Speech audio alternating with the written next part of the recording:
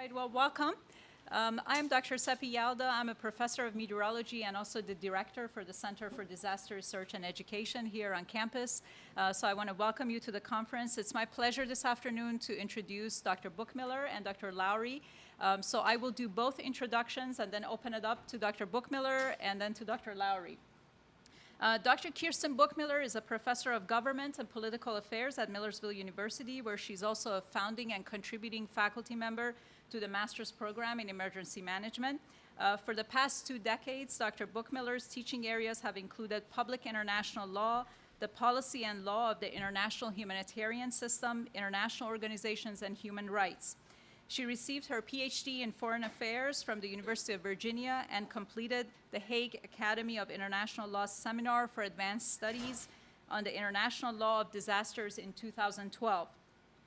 Dr. Bookmiller has previously published in the area of international humanitarian diplomacy, including on the subject of U.S.-Canadian cooperation in humanitarian interventions and the Human Security Network. Her most recent focus has been on the policy and lawmaking contributions of local emergency responders to the international relief system, specifically the International Search and Rescue Advisory Group. Her study, The International Law of 96 Hours, Urban Search and Rescue Teams, and the Current State of International Disaster Response Law, will appear as a chapter in the forthcoming book, The International Law of Disaster Relief, to be published by Cambridge University Press.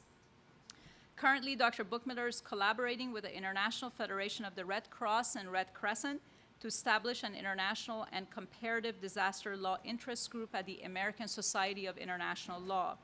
In 2013, she also launched a Global Partnerships Initiative at the Millersville Center for Disaster Research and Education, a transnational network of academic institutions and international organizations. GPI is dedicated to advancing best practices in the disaster management field.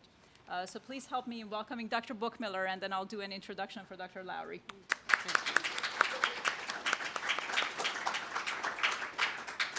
And I'm also very pleased to introduce Dr. Lowry, who's joining us via Skype. For 2 decades, Dr. Lowry has been involved in humanitarian aid and disaster research in more than a dozen complex humanitarian disasters. She has researched and published on health and human rights issues concerning Taliban-controlled Afghanistan, Sierra Leone, Iraq, Nigeria, Darfur, Liberia, Kenya, Hurricane Katrina communities, Democratic Republic of Congo, Zambia, Tanzania, Mozambique, Zimbabwe, and Mexico. She's a leading expert in health, gender-based violence, human rights research, and author of many publications, including book chapters and journal articles relating to her methodology of documenting health and human rights and sexual gender-based violence. Dr. Lowry earned her medical degree at East Carolina University School of Medicine, a Master of Science in Public Health from the University of North Carolina, Chapel Hill, and a Master's of Science in Epidemiology from the Harvard School of Public Health. Dr. Lowry completed residency training in internal medicine at Brown University, served as chief resident at the VA Medical Center in Providence, Rhode Island, completed a 2-year general medicine research fellowship with Brigham and Women's Hospital and Harvard Medical School, and a 2-year health and human rights fellowship with Physicians for Human Rights. She's director of the Initiative on Global Women's Health in the Division of Women's Health, faculty at Brigham and Women's Hospital and Harvard Medical School, and the founder and executive director of Lowry Research Associates International. So please help me in welcoming Dr. Lowry.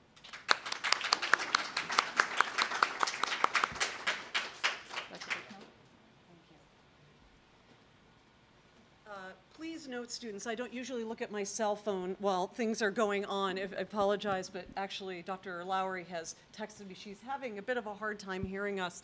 Lynn, can you hear me now? Just barely. Okay. So, Dr. Lowry, what I'm going to do is I will go ahead and give my introductory comments, and I'll let you know when you can join us, and then hopefully we can rectify for the purpose of discussion in terms of the sound. Is that all right? Yeah, that's fine. Okay, thank you. Welcome, everyone. Thank you, Dr. Yalda, for your introduction. Originally, for those of you who would have seen some of the older versions of the conference brochure, we were also to be joined by my colleague and dear friend Gary Risser from UNICEF. As so happens in this field, as we know, things are happening all the time, 24/7, and he was actually asked to stay in New York in conjunction with the UN Human Rights, the UN General Assembly opening, of which 190 plus leaders have convened on in New York this week.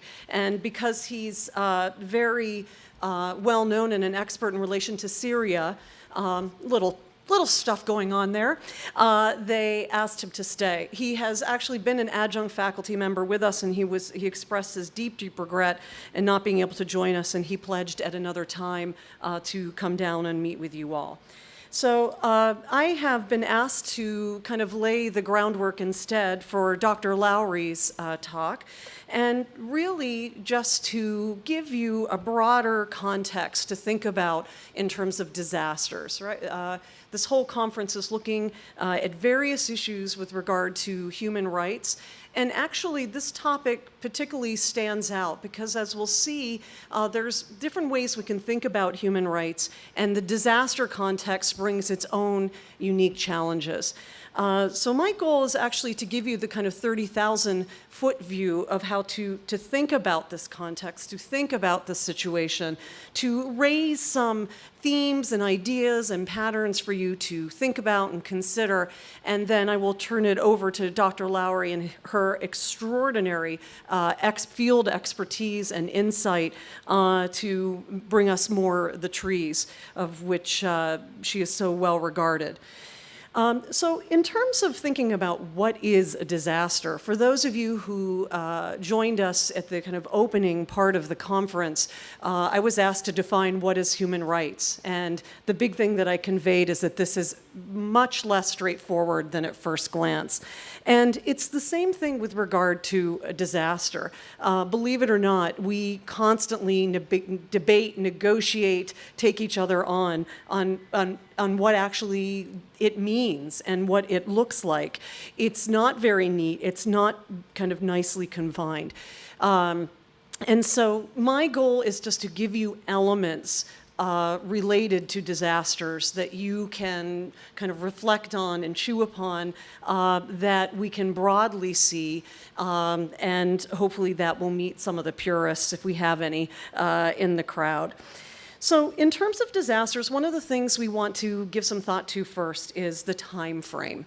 And when we hear that word, we think a sudden time frame, right? Something that's very urgent, something that's very immediate and unexpected. And there is this notion of a sudden onset disaster, as we'll see. There's lots of different examples, of course. But we want to bear in mind, and this has an impact for discussion in terms of human rights, that there are also slow onset crises and emergencies. And I'll come back to that more in just a moment. So we've got the time frame piece. We want to think about the nature of the response. What's the difference, for instance, between an emergency and a disaster? And the latter category, the response tends to be more extraordinary, more exceptional than our day-to-day events that we see regrettably, for instance, a fire at a house. This is an emergency, and obviously it's a terrible thing for the occupants of the house, but it's not a disaster in the big sense. It doesn't have that same kind of demand element to it with regard to the response. The damage, of course, involves incredible amounts of casualties, loss of life, destruction of property. And again, when we go into this realm of that word disaster, it often outstrips the local ability of the community to address it, to provide the support that's required. So this is all lead up, however, to the very important question of causes. And again, we have some very mushy categories that we can look at, but generally we can differentiate and kind of keep these idea of the causes in mind when we discuss human rights, when we interject that into the conversation and the dialogue that I hope we'll have here today. So one, of course, is we have the natural disasters, right, that are more geophysical in nature. And immediately we think of, such physical hazards as earthquakes or tornadoes or the extraordinary tsunami, for instance, we saw in South Asia almost a decade ago, believe it or not. And in those, we have some of those kind of physical hazards and crises and disasters, and they're those really flashy ones, right? The flash and the pan type that has an element of suddenness to it. But as you might have already kind of gotten to already in your thinking through this, that also you can have, again, extremely long-term nature-based disasters. Can you think of an example of one that what we might have?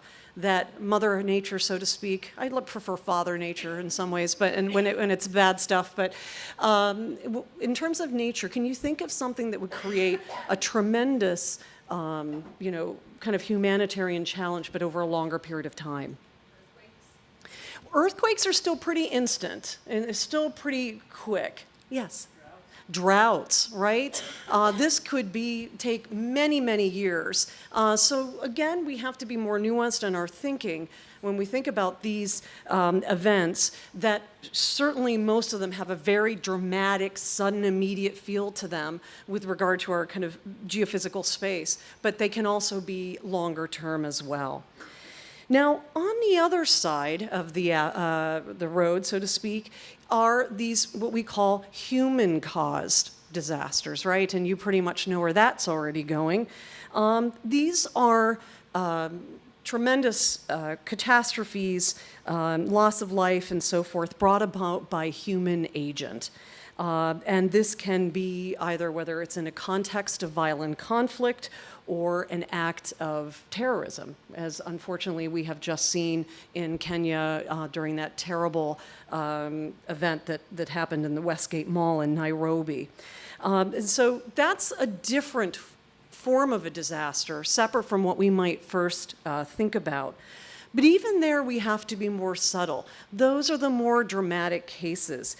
But human agency can bring about times of great stress in other ways. It can be through corruption, it can be through neglect, it can be through detrimental farming practices.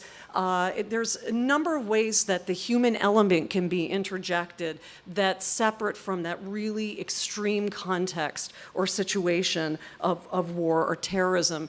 And in fact, what we frequently say in the field is that there's very little that's simply natural, that many of the contexts that we see have a mixture of both.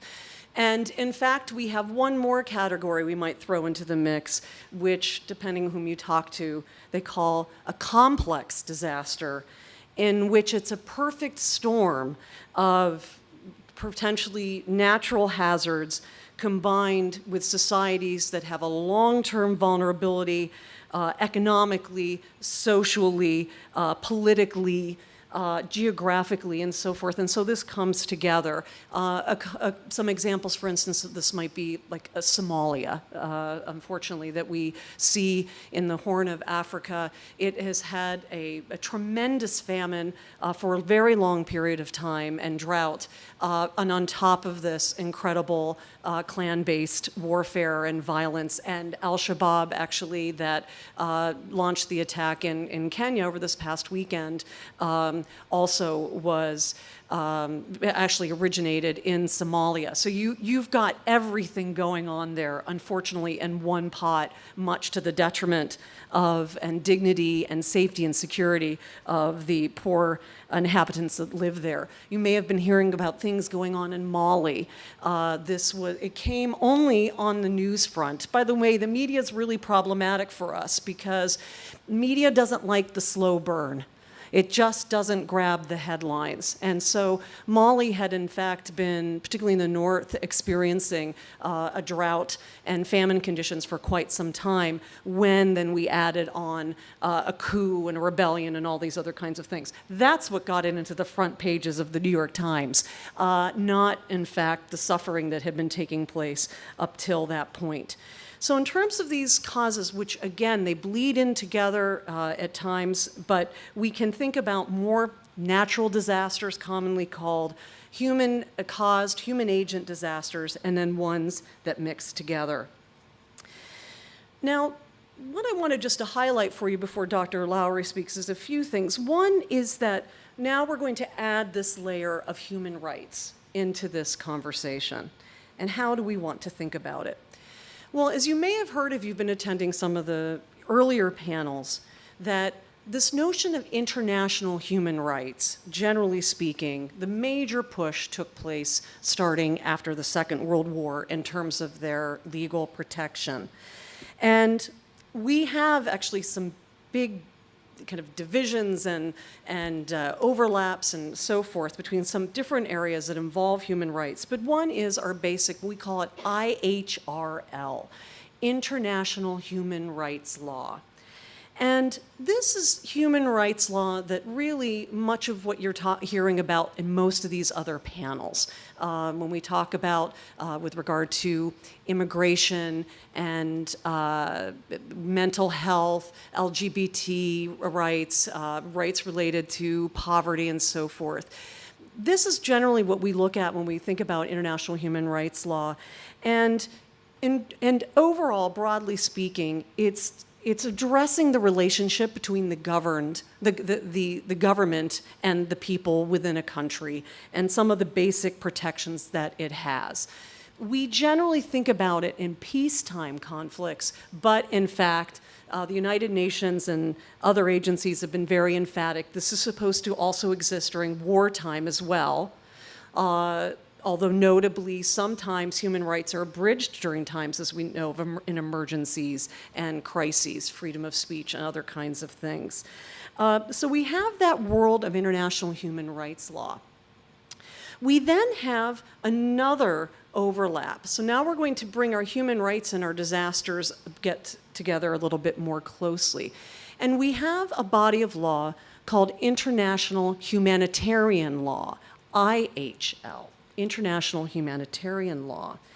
That adds an additional layer of protections and guarantees, but specifically during times of war and violence in relation to prisoners of war, civilians, rights of combatants, non-combatants, and all of those kinds of things.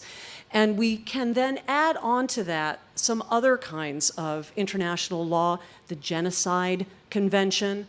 It's a little bit out of IHL, but in terms of these kind of times of great physical stress, as one example, with the whole world of war crimes. So there has been a rather significant treatment in a larger perspective with regard to disasters that are related, that come out of kind of human agents and in violence. But when we get to human rights related to natural disasters, that's brand new. Okay, so we've kind of got that general daily human rights law. We then have this world of international humanitarian law and kind of war crimes law kind of wrapped in together for a certain context. But then we talk about what are the rights of people after an earthquake, after the tsunami, after incredible flooding, for instance. And I'll tell you that that's a really brand new discussion in the field. It's really at maximum kind of 10 to 15 years old in many cases. Because it was interesting, we just thought that when you had a natural disaster, you worried about the response. And you didn't think about human rights during that period. So, well, that's one thing I want you to think about as we think about human rights and we pair it with disaster events, that when it comes to natural disasters, we're in a somewhat new area and field of development. Now, what do I mean by this? So we have, for instance, the tsunami in South Asia, as we had talked about in the last decade. And immediately talking about, did people across the populations that were affected during that cataclysmic event, did they all have equal access to the assistance, to the response that was coming in? Were they forced to move hundreds or thousands of miles from where they lived, kind of ordered to move away? What were some of the issues related to sexual and gender-based violence? This is not wartime, in which we've looked at this a bit more. There's a lag still in the law that way, but it was this idea that never really A and B were connected, that this could happen even after something that nature had caused. What about recruitment of children into trafficking, into fighting forces, what we call the issue of child soldiers, as a result of something has taken place? What about the property that they lost? Housing, okay, your housing has been wiped out by a volcano, by a flood, by a landslide. Unfortunately, there's a lot that can get us. What happens with regard to what are they owed in terms of their rights? What kind of housing is supposed to be kind of brought back to them? And then we, learn that the longer time after these natural disaster events that people are away from their original home, the greater, more amped up possibilities we have for human rights violations. And so this is a very, very big development for those of you who are interested in this field, that we're only beginning to bring all of these things together. It was almost the human rights law, well, it's in peacetime and it should extend to wartime, but what about the disasters, the disaster context that wasn't brought about by something that human beings were doing to other human beings? So that's something I wanted to kind of stress to you, that we've got that international human rights law canon, we've got kind of the broader international humanitarian law idea, but we're only beginning to realize that human rights can be deeply, deeply abused. And again, I'm always cognizant, we don't want to make it about, the back and beyond. Here in the United States, when we talked about, we looked at Katrina, which was really a major transforming event for us in terms of how we responded within our own country.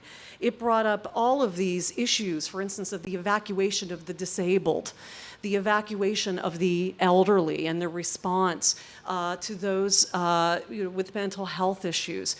We hadn't really thought through all of that and what rights were owed to individuals after that event. Another major trend that I wanted to highlight for you, separate from where the law kind of sits, is that so much of our discussion of the human rights of disasters has focused on the response only. We have a lot of good stuff taking place in that area. But response is only one aspect of disaster management. And you probably think, for instance, we talk about risk reduction. We talk about mitigation and prevention. So now we're beginning to see very exciting developments in the literature, which is looking at the human right to have our government take risk reduction seriously, to actually take steps ahead of time, proactively, a human right to, in fact, either prevent a disaster from happening in the first place, or at least to reduce the harm and the damage that it's done. My colleague, Dr. Yalda, and I, when we were in Chile, which suffered a tremendous earthquake after the Haitian earthquake that took place in 2010, we were meeting with all of these kind of constituents and these stakeholders who've been impacted. And the biggest thing we heard is that we feel that the government has not learned anything yet. We are still, we're not getting ahead of a disaster in terms of what we need to do. Although the Chileans are very well known for their earthquake-prone buildings. In that sense, they've done a good job, but many, many other areas. And we saw their tsunami warning system, which the Navy controlled. If you know anything about Chile, it's got a 5,000-mile coast, okay? It's like this. And the Navy controlled the tsunami warning system across the entire 5,000 miles. And I saw all these sirens along the coast, and I said, oh, so what is the system? And they said, it's our alert, it's our warning system. But the thing was is that the warning system was only for the Navy. It was not for the communities living along that coast. And I said, oh, do you have a process where you share these early warning systems? No, we have not developed that yet. So is there a right to have those things addressed? And on the other side, past response, there's the recovery, there's the resilience. And what are the rights of all of us after a disaster, floods, whatever it may be, in terms of that stage as well? So you want to also think about where rights kind of interject themselves. They should interject themselves everywhere, but the field is only going to be catching up to it. And just in general, I want to end and then turn it over to Dr. Lowry that we have to be aware this is not going to go away anytime soon. And by every indicator that we look at, particularly as we look at the nature-based side, the number of people affected by disasters is rising. They are becoming more deadly. They are becoming more costly. Poor countries are disproportionately affected with regard to their vulnerability. The number of disasters themselves linked to climate change, for instance, is rising each year. And even outside of climate change, the issue of corruptive practices with very poorly made buildings in some of the most densely urban populated areas in the world with regard to earthquakes, they collapse like, they're powder. And so this is far from an issue in which we can say, wow, we're good. It's behind us, where everything is in place, everything is settled. It's an area that requires immediate and sustained attention. And as you think about kind of human rights, keep this kind of other element in mind separate from the day-to-day challenges that we face. Thank you.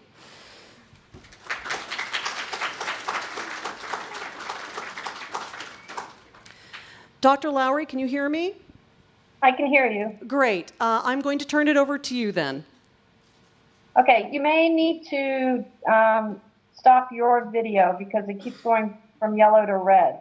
Okay, we can see and hear you beautifully, so we'll let you do your thing and then we'll go from there. Okay, so I'm going to talk to you about human rights in regions of conflict, but I'm also going to talk a little bit about how they compare to natural disasters. I know that you just heard a whole bunch of really good information on human rights, but I'm going to give you the Lynn version, which is short and sweet. I don't expect you to write it down. I just want you to listen because I think listening is a better way of doing this.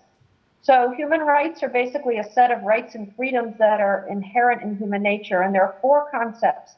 Basically dignity, everybody deserves dignity. Rule of law, that human rights happen if there's no rule of law. Universality, meaning everybody has the right to human rights. And indivisibility. So these four concepts are what sort of run the rule of human rights. You can't protect human rights unless you also provision for human rights. And what I want to try and talk a little bit about in my short time is for you to better understand that advocacy versus research doesn't always give you the feel of what rights are missing or needed. And that unless you talk to the people who are subject to human rights violations, you may not know what the priority of those rights are, what provisioning needs to be done, and what the most important things to do are. In my work, I follow loosely the Universal Declaration of Human Rights. This is a voluntary, everybody feels good document. It's not legal, it's not binding, but it's basically broken into two areas. It's broken down into economic, social, and cultural rights, or things that I call basic needs, work, education, food, water, shelter, etc., or civil and political rights, which we sometimes term individual freedoms. So freedom from discrimination, freedom from torture, freedom from arbitrary arrest, and so on. If you look at any of these rights, they all have a health consequence. So if you can't work, you can't make money, you can't buy food, you won't have water, you won't have shelter, you'll have health. If you're tortured, your health is poor. If you're discriminated against, your health can be poor. So if you look back at every one of these, you'll find that there is a health consequence that can be documented. As I said, it's a feels-good document. You don't have to abide by it. It's sort of what you as a human being should abide by. There are legally binding covenants, and I think some of those were mentioned: the Genocide Convention, the Geneva Convention, the International Convention of the Rights of the Child. And although countries will sign on to them and say that they're legally binding, I will tell you from my experience that despite the fact that they sign on to them, it doesn't mean that they follow it. However, they are there, they do exist, and if you are found to not be following the covenants, then you can be brought up on human rights charges that can land you in the International Criminal Court. So what I do is I tend to look at health and rights, and I look at it from the health consequence backwards. It's easier for me to tell a rebel leader or a community person that, you know, the reason your women are dying is because you don't allow them to get to the clinic on their own. It's easier than saying your human rights are terrible. With a better understanding, because everybody understands health. And if you look at the WHO or the WHO Health Organization definition, health is a state of complete physical, mental, and social well-being, and not merely the absence of disease. But it is also dependent on the protection and promotion of human rights. So this is where my work comes in. So I want to talk to you, let's go back and look at a few disasters. Let's look at Afghanistan. I think given the last 10 years with the military in Afghanistan, I think we've forgotten what happened. So let me just refresh your memory. So there was 20 years of conflict and human rights violations. The Soviet had occupied from 1979 to 1992. And in that time, 1 million Afghans were killed, and it was the largest single caseload of refugees in the world.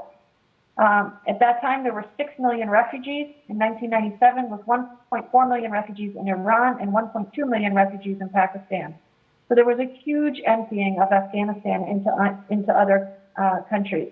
There were violent power struggles between Mujahideen groups during that occupation of the Soviets.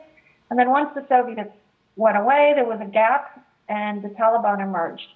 What was different about the Taliban was that they institutionalized human rights violations against women. They restricted education, they restricted movement, they restricted who people could associate with, access to health care, among many others. And it was the first time that we had seen a regime actually almost universally restrict human rights for women. In 1999 to 2001, I was in Afghanistan interviewing households. We interviewed 1,100 households. And we found a lot of interesting things. If you remember at that time, everybody was focused on the burqa. The burqa was the issue and what I call burqa mania. People were focused on the fact that that burqa represented human rights violations, which was really not the case. Because if you took that burqa off, did it change whether women could get health care? Did it change if children died in childbirth? Did it change whether they could access food and shelter and better health care? It didn't change anything. So it became a political or an advocacy agenda which people could focus on and say, oh, this is bad, when the real issues were not well documented. So we went in and started to document them. What we found was that 90% of men and women, both in Taliban-controlled areas and non-Taliban-controlled areas, thought that people should have access, women should have equal access to education, equal work opportunities, to be able to express themselves, that there should be legal protections for rights of women, and that they should be able to participate in government. And although it was, people thought I was just crazy at the time, if you look at the history of Afghanistan over the last 10 years, many of these issues have come to bear. Women are participating in government. They are working on the rights of women. Not perfect, but they're working on it. Women are having more work opportunities. There was recently an article on the women who are the national police and in the military, and the education access has gotten better. We also talked to men, and when we looked at women, the opinions that were shared by 80% of men and women, they thought that women should be able to move out in public, and they actually said that Islam did not restrict women's human rights. So what we were hearing in the media was different than what the Afghans felt themselves, and the issues were much more complex than simply burqa. So let's move on to Darfur. Darfur, Sudan is also a big advocacy issue. Remember the legal binding covenants, there was the Genocide Convention, and for some reason the political powers to be decided that this was the issue that was going to be raised in Darfur. If you look at the Genocide Convention, if you call the Genocide Convention or if you say this is a genocide, it means that competent organs of the United States have to take action. What happened was, although the Secretary of State at that time called it a genocide, nobody took action, and so it became a political issue. And indeed, when we did the survey, we were unable to actually make criteria for the Genocide Convention, basically that it was one group or one people. We had 27 different tribes in each of the IDP camps, and they all reported human rights abuses, not one in particular and not one worse in particular. But what's interesting about the Darfur study is I then took the Darfur study that was used to interview internally displaced persons in Darfur, and I went to use it in the Katrina disaster. Now, if you think about it, is that really the same? Well, from a researcher and a jaded aid worker, it is the same. Trailer parks are no different than tent camps. The only difference is they're better than tents or better than lean-to. People were put in areas away from centers of the city, and they had similar issues. So what I did was, when I surveyed to make a point, not that I made friends when I did this, but I took the survey and I erased Darfur and put either Mississippi or Alabama, depending on where we were, or Louisiana. And I used the same questions. At the time of Katrina, there were 2 million displaced, which at that time was 10% of the world's displaced population. The U.S. government did not want to call them displaced. They called them evacuees. However, if you evacuate, it means you have a place to go back to. For the most part, those who were in the trailer parks did not have a place to go back to. So by every international definition, this was an IDP camp or an internally displaced camp. The issues that we found were the same as what we found in Darfur, including the same proportions. Basic needs and security were unavailable. Gender-based was very high, and this study was the first to actually show that gender-based violence rates do indeed go up in natural disasters. And when we looked at the state's provisioning for this, we found not a single state in the United States that provisions for gender-based violence based on any type of disaster. In the end, we had one state that actually came to me and said, we've actually put this in as part of our to-do list when a disaster happens, that we make sure that we keep watch, we provision for gender-based violence. Let's move on to Iraq. Before the 10 years, there were 35 years of human rights abuses, primarily from the Saddam regime. There were 290,000 people that had disappeared in southern Iraq. There was, of course, the Anfal campaign against the Kurds in the north, and then Shia uprisings in the south in 1991, which caused more human rights violation, including more than 300 mass graves from that time. Little was known about what happened to the Shia in 1991 because at that time people were, including NGOs, were not allowed to go into those areas.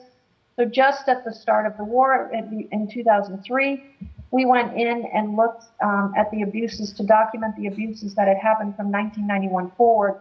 And what we found was that 47% of households had experienced one or more abuse. So that's basically every other household. It could be multiple families because of the way that the society was set up is that you would have three family members with three different houses in a row. So 2 out of the 3 houses that were family would have experienced abuses.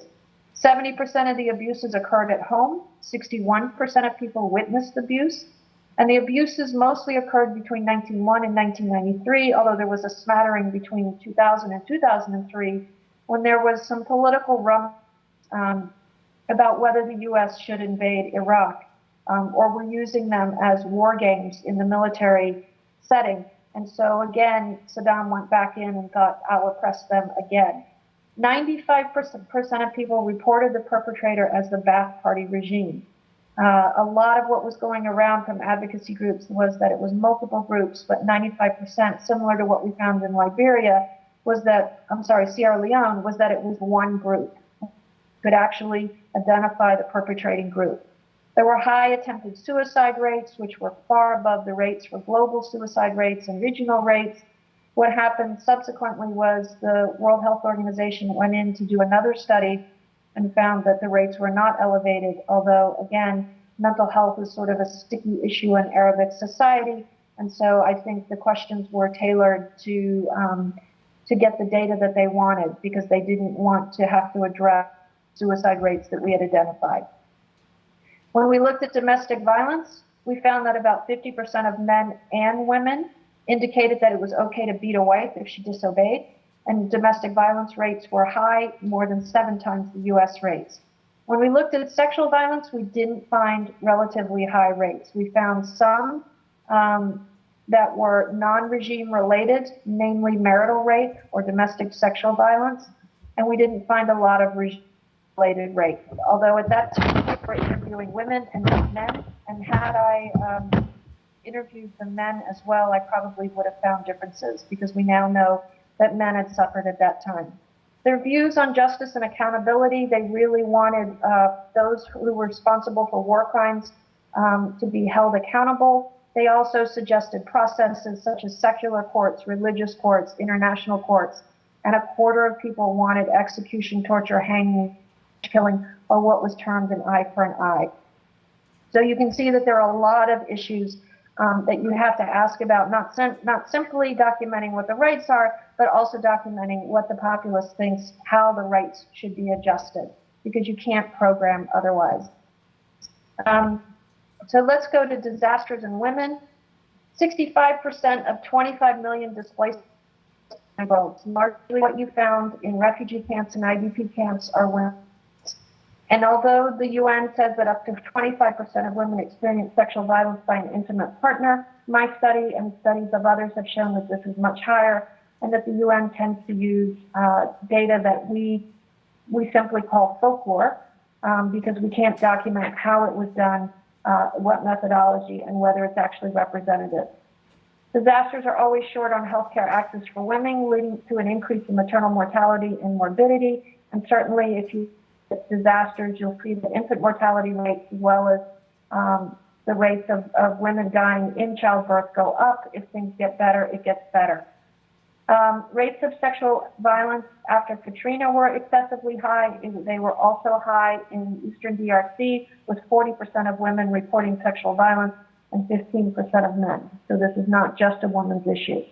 In Liberia, 30% of women reported sexual violence during the war and 10% of men. Perpetrators are not always men. If you looked at the data from DRC, 40% of the women in DRC reported that their perpetrators were female, and 10% of the men reported that their perpetrators were female. Now, when I published this data in 2010, they wanted to hang me. This was not something that somebody could deal with, although it was a known issue, because anecdotally, we knew that men had suffered sexual violence. The only thing I had done was put a number to it, but that number was so high, couldn't ignore. Now, since 2010, things have gotten better. People are starting to sort of relax and understand that it's an issue, and that we have to provision not only for women with sexual violence, but we have to provision for men. And also, I think the issue is gender-based violence in particular, or even human rights in disasters and natural disasters, is much more complicated than advocacy groups make it out to be. It's not simply violence against women. It's not simply basic needs. It's political. It's tribal. It's lack of education. It's many things wrapped up into one that have to be addressed in order to ensure human rights. And that's all I have to say.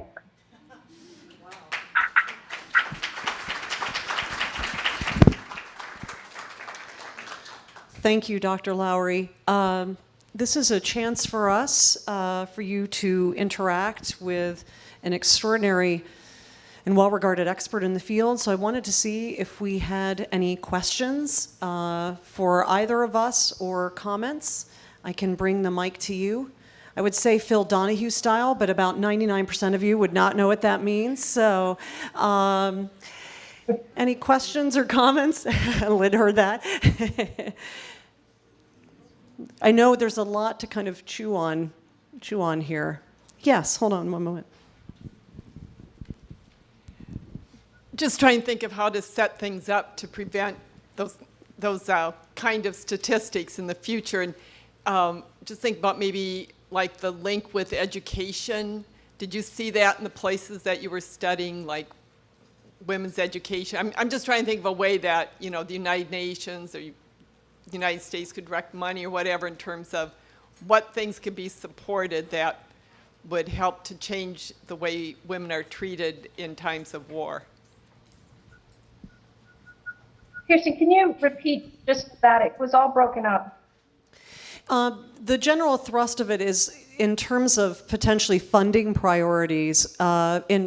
Is education a piece that would be helpful along these lines, specifically on gender-based violence, Kathy, or more broadly? No, education, supporting countries in providing more education for, you know, their girls as a way to maybe change the atmosphere so that when wars do occur, that women would be treated differently. Did it get through to you? Go ahead. I didn't. So it was education for. In terms of education for girls, if there's kind of more of a push and emphasis on that so that when you do have a disaster of some kind, they're, to use a, you know, the cliched term, but empowered, and does it kind of change the climate within which things may happen? There's lots of education that goes out there. In my personal view, there hasn't been enough metrics to say that it actually changes anything. If you look at education, education is a primary indicator of health. So the more educated you are, the better your health. The UN, UNICEF, UNFPA are all working on, quote, empowering women. But there haven't been metrics to say that it makes any change. And I think conflict is so complicated because you have no rule of law, you have an upsurge in not only just politically based violence, but gender-based violence in the home because they can, and also vice versa for men. And, you know, men also suffer during this time. I don't think there are enough metrics to say that education is the key. And I don't think it's one key. I think it's multifactorial. And there is a group right now that's trying to work out metrics for what has worked in gender-based violence because we've poured money on this issue without any real change in what's happened. Other questions, comments? Dr. Lowry, if I might just ask you, in terms of bringing it closer to home in your Katrina work, have you seen, since 2005, that's often considered a watershed on a couple of different directions in terms of disaster management, but have you had any kind of personal observations of things that have changed in the States since that, as we come up on the 1-year anniversary, for instance, of Sandy? Have we gotten anywhere since then? I think we've gotten somewhere politically. I think we've gotten organizational-wise. I was actually asked to review the intake for disasters. And again, it didn't have gender-based violence on it, and it didn't even have maternal mortality or maternal issues, so access for pregnant women. So in some ways we've moved forward, and in other ways we just haven't moved at all. Mm-hmm. Questions? Dr. Lowry, I know you have to catch a flight. You're a very busy woman, and we are so appreciative that you were able to join us here in Millersville, and I hope on behalf of the center we might see you in person and that you can interact with our students directly at a future date. And I would be more than happy to do that. Thank you so much. We'll let you go. Okay. Thank you.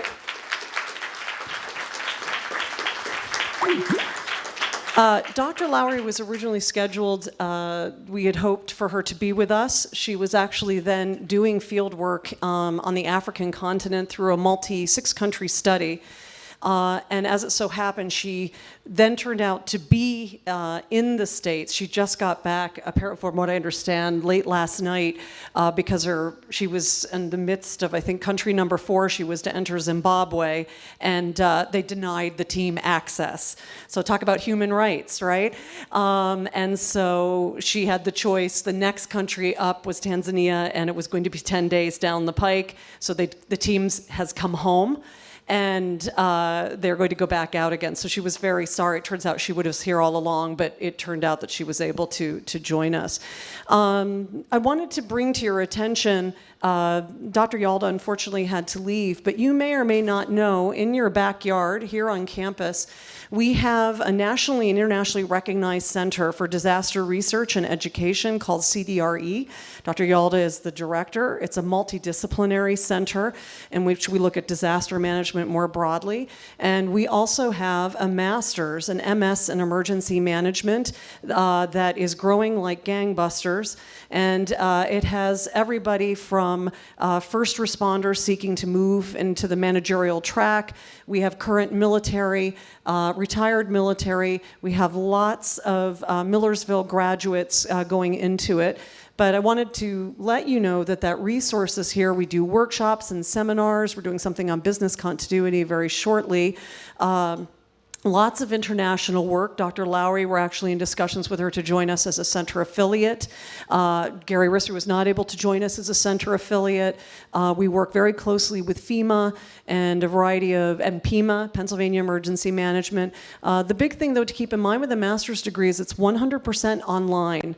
And therefore, it's a very internationalized program. We have students from all over the world participating in our courses.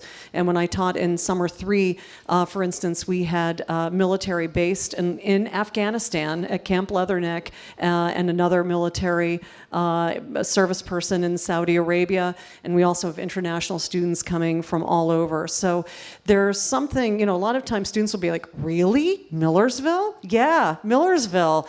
It's right here. And it's we're very, very proud of it. And so if you are inspired by what you've heard today, or what brought you here today is that you have some interest in that field, there are brochures up here about the center, and we're hoping to host a number of special workshops for undergrads throughout this semester as well. So I hope that you've brought some broader sense and understanding and sensitivity to when we see these kinds of highly sensitive crisis landscapes and situations, that this human rights question enters a whole other world than even what you might have seen so far this afternoon and what we see tomorrow.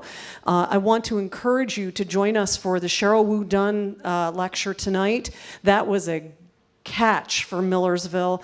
Half the Sky is an extraordinary book and an extraordinary documentary, and we are very lucky to have her. She's incredibly engaging and charismatic, and I know you will enjoy her. We have exciting panels still tomorrow taking place, and then in our closing plenary, we have an MU grad, an FBI agent who works on child trafficking, as well as a representative of Witness.org. Which is an incredible non-governmental organization dedicated to young people around the world documenting human rights abuses and violations with cell phones and tablets and all the other good stuff you guys have going, and work so well. So they put it to, affect political change in a very, very positive way. So we've just gotten going. We're really just at the beginning. We began at 12:30 today. So thanks for coming. I know this is a Sugarloaf period for many of you students, and so I appreciate you giving your attention. If you have any questions about the program, I'm a faculty member in Government International Studies. I'll be glad to stay on. Otherwise, I wish you a great evening, and I hope I see you at the rest of the programming.